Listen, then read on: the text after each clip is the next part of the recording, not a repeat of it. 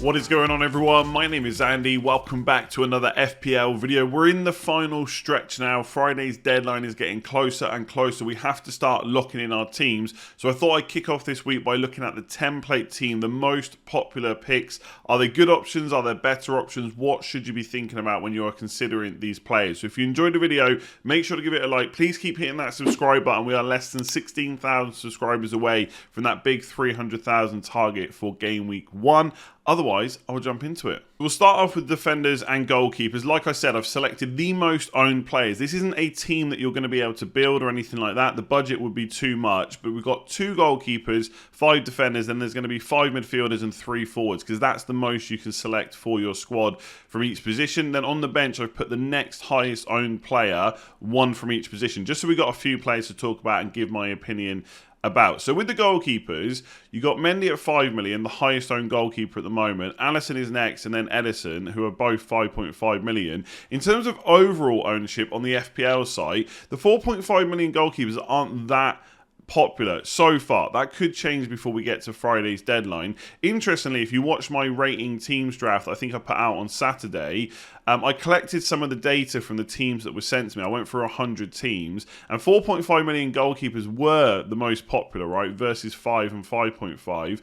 And I think there is going to be a little bit of a difference between what you see on the FPL side, which is overall managers, is close to 5 million. That'll probably be closer to 7 or 8 million by Friday. And what engaged managers, those that follow content creators that are going to be active for the whole season, might be thinking slightly differently. And that's why it's important to not really worry about ownership at all. Like, we're going to talk about the most popular players, but ultimately, if you think a player is great and they're owned by 70% of all FPL managers, you should go for them. Likewise, if they're only owned by 5%, you shouldn't be put off that not lots of other people are looking at them, because everyone has different ideas of how to build a team. So in terms of 5 million goalkeepers, I do like Mendy. I am slightly questioning whether we should be doubling up on Chelsea defence. And I do think Reece James is the best option. I know there's talk about Chelsea maybe looking to buy another right wing back, Dumfries from Inter, I think it is. There's a lot of rumours about that. And if he comes in, that's either going to provide competition for James, in which case his minutes might be under slight threat, or Tuchel might use James as a right centre-back sometimes, and that would dent his appeal as an FPL option. But I think for now, given that we're only a few days away from the deadline and they haven't signed anyone else, I think James is going to start as a right wing-back, and I do really like Chelsea's opening fixtures outside of maybe Spurs. But given what he can do for that 6 million price point, if you're going to go for one Chelsea defensive option, it probably should be James. If that puts you off Mendy, I think for 5 million, I've come round to the idea that Ramsdale is the best option. I think when you look at a team and you look at their defence and their goalkeepers, like with Man City, Edison's great, but Cancelo is also really great. For Liverpool, Trent and Robertson are brilliant, which is why I'd rather have them over Alisson. With Arsenal, you've got some of the 4.5s like White and Saliba. I think when Tomiyasu's back fit, there's uncertainty over who will keep starting. And the 5 million options, I don't think we can be 100% sure that Zinchenko is going to start every game, and definitely not 100% sure he's going to start every game as a midfielder.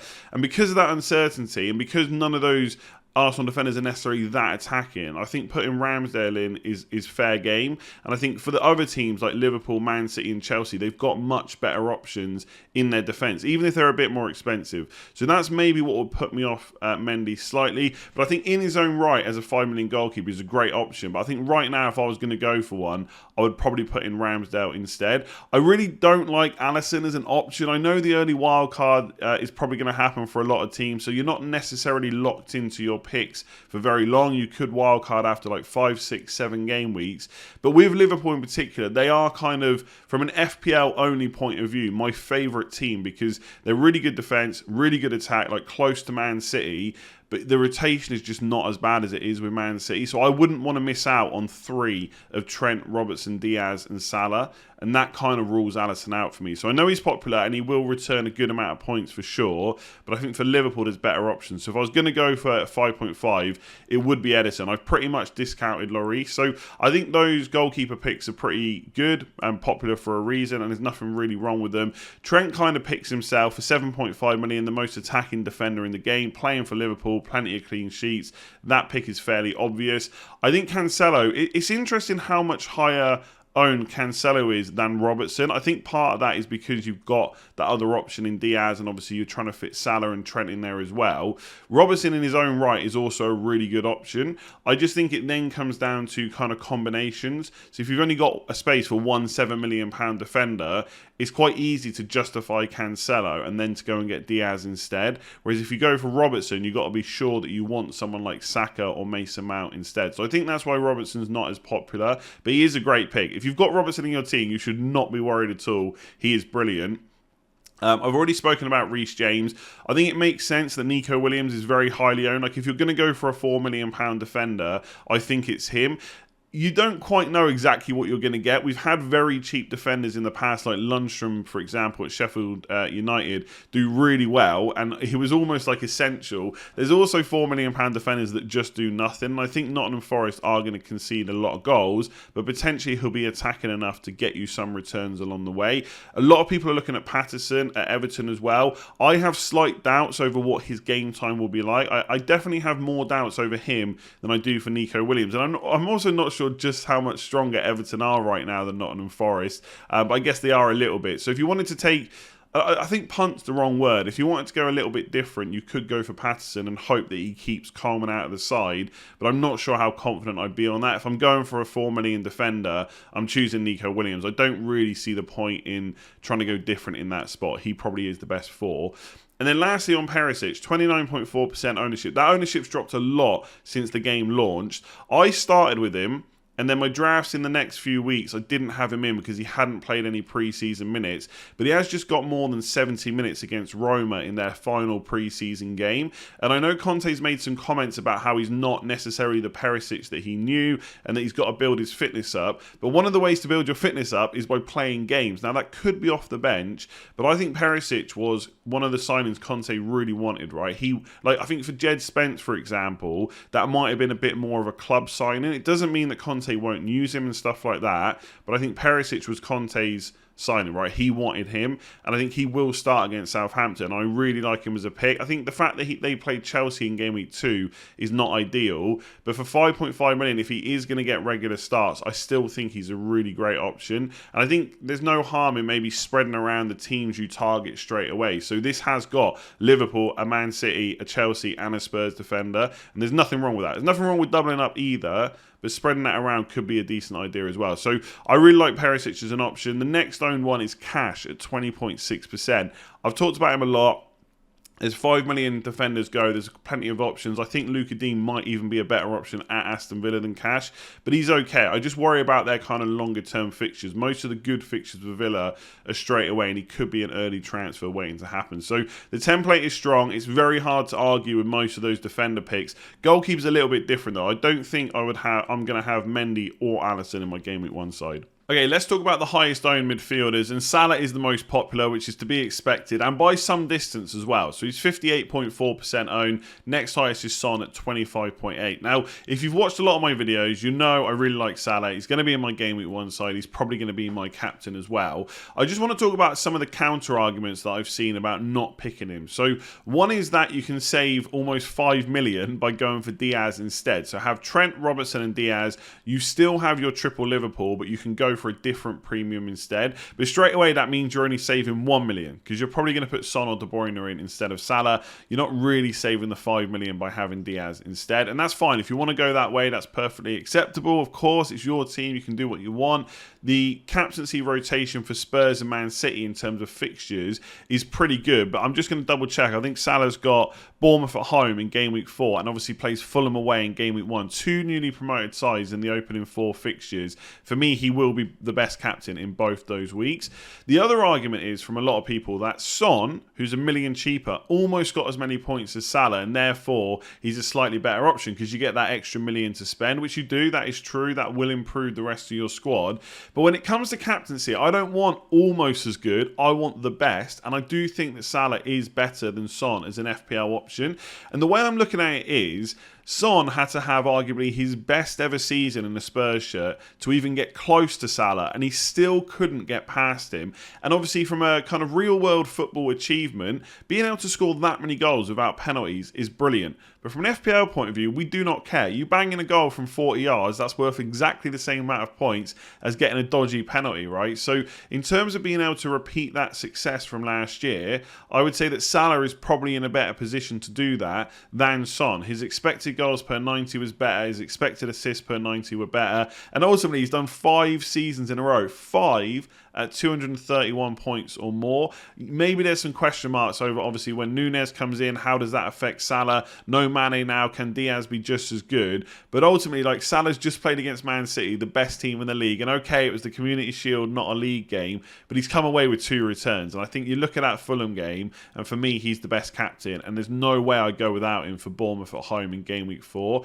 So I get it. Son was brilliant last year, and I'm sure at some point I'll have him in my side, and he and Kane could absolutely outscore Salah in game week 1 with Southampton at home, but then they played Chelsea in game week 2. So for me, Salah's just a better option. I don't want almost as good, I want the best, and when it comes to captaincy, you've got to pay for that, which is why he would be in my team.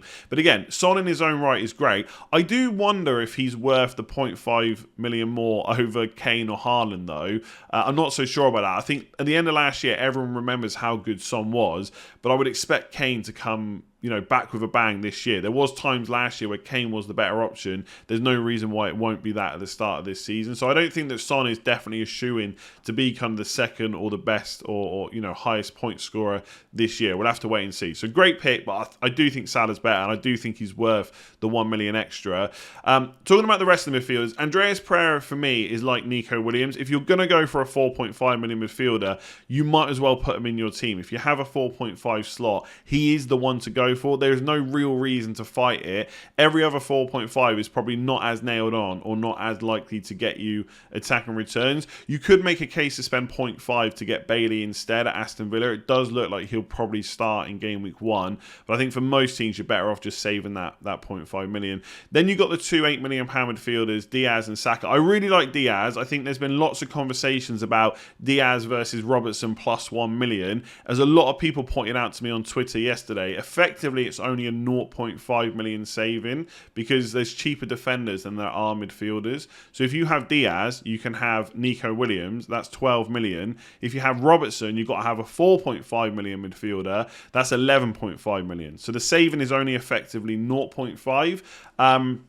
But it depends how your structure is set up. I don't think there's any issues with having Robertson or not having him. I guess if you have Diaz, you've got an easier way to get to a more expensive midfielder, like £8 million and up if you need to. If you go for Robertson and spread the money around a bit, then there's possibly more transfers if there's some bandwagons in attack.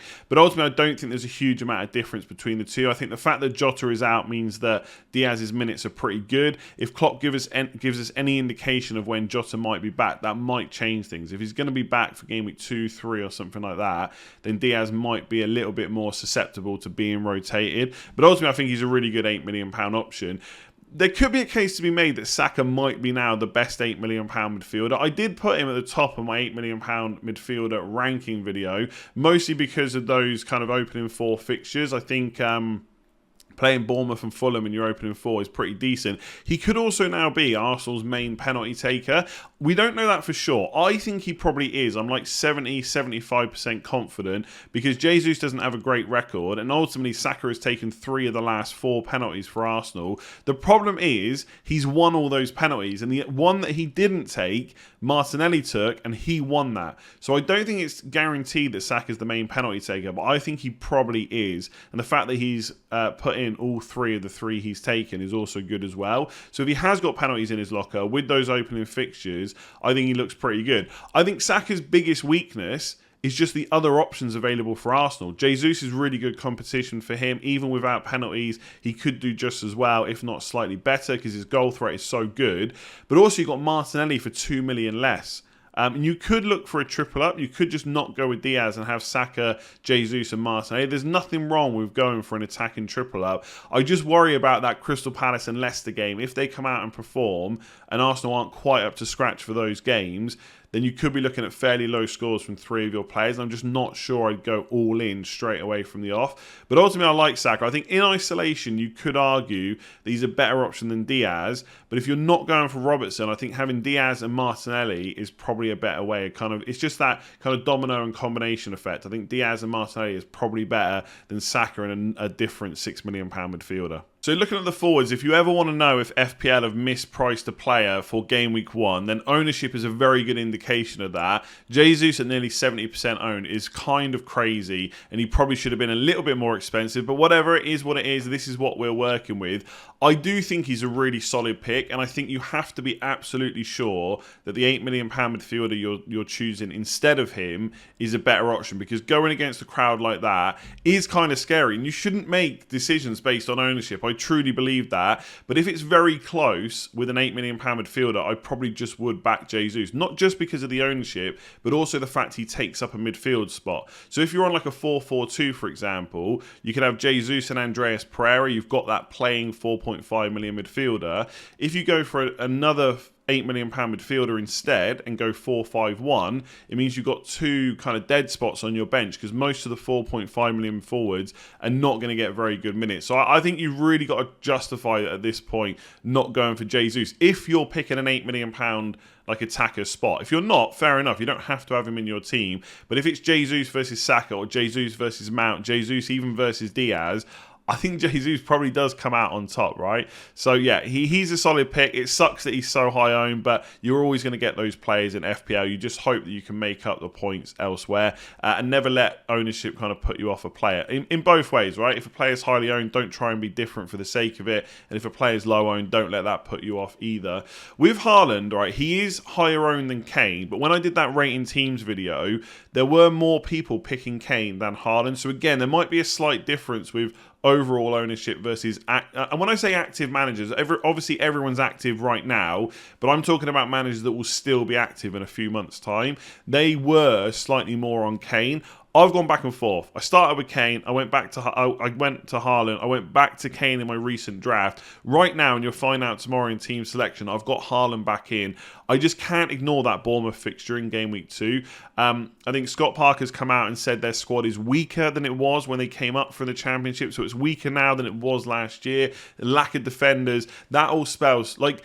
Who's betting against City scoring at least 5 goals in game week 2? Like, that could absolutely happen. And so I think I want Haaland captain that week. And I think the captaincy rotation with Salah works pretty well. You could argue that Son and Kane against Wolves at home in game week 3 is better than Salah against Man United or Haaland against Newcastle. I don't think there's enough in it to ignore that Salah Fulham captain in game week 1, then Haaland in game week 2 against Bournemouth. So I think for me, I'm going for him right now. Whether or not he'll actually outscore Kane for the season, I'm not sure I put too much money on that. I'm only thinking about the start of the season, then reassessing. I think Kane is a brilliant pick. If you've got him, you should not be worried at all. I just personally prefer Haaland. And I think that ownership will come down, but I still think it'll be pretty high to start the season. And Bournemouth at home just looks too enticing. With Greenwood, like, he is the 4.5 million forward of choice. I'm not quite sure why he's so popular. I guess I've had him in my team as well, but ultimately I don't expect him to get too many minutes. I think some Villa fans think that Archer could get some minutes at some point.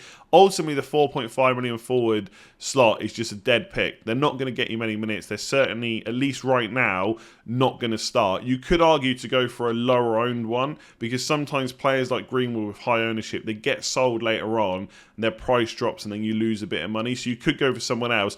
Ultimately, just pick a player from a team you're not going to want to triple up on. Like, don't pick like a Man City 4.5 million forward, because then you can only have 2 other Man City players in your squad. And even if from the start you don't go for 3, you want to leave your options open for the best team in the league, right? So just don't do that. So Greenwood, it might be better off to go for someone else. But ultimately, they are the most popular players. A lot of those players are popular for a reason. There's nothing wrong with that. I'm going to have quite a few of them in the team. I think the one place I kind of disagree with the most is probably the goalkeepers. I think a lot of those defenders look brilliant. I could see myself having at least 4 of them in my squad for sure. I think the same with the midfield, although I think because of Martinelli, I'd probably be put off Saka, and I'm definitely not going to start with Son. And again, the forwards, that Jesus and Haaland lineup, you're going to see that a lot when you look at the drafts in the community. So there you go, they are the highest owned template picks that make up a lot of the picks that you're going to see in people's draft as they build them towards Friday. Let me know if you think some of these ownership levels are too high. Like Reece James, for example, 40% owned.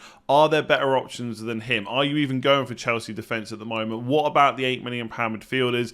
Is it Saka? Is it Diaz? Or is the likes of Mason Mount, Foden, even Kulusevski slightly better options? Let me know what you think of them in the comments below. Give it a like if you enjoyed it. Please do keep hitting that subscribe button as well so we can try and hit 300k by game week 1. I will have another video out later. We're going to talk about some of the things that we've learned during pre-season. Tomorrow I'm going to have team selection. I got 2 other team reveals from other members of the community later on this week. Deadline stream on Friday, game week preview, captaincy, so much to come. If you haven't subscribed, why not? We're going to be here all season, and I'll definitely catch you later on for another video.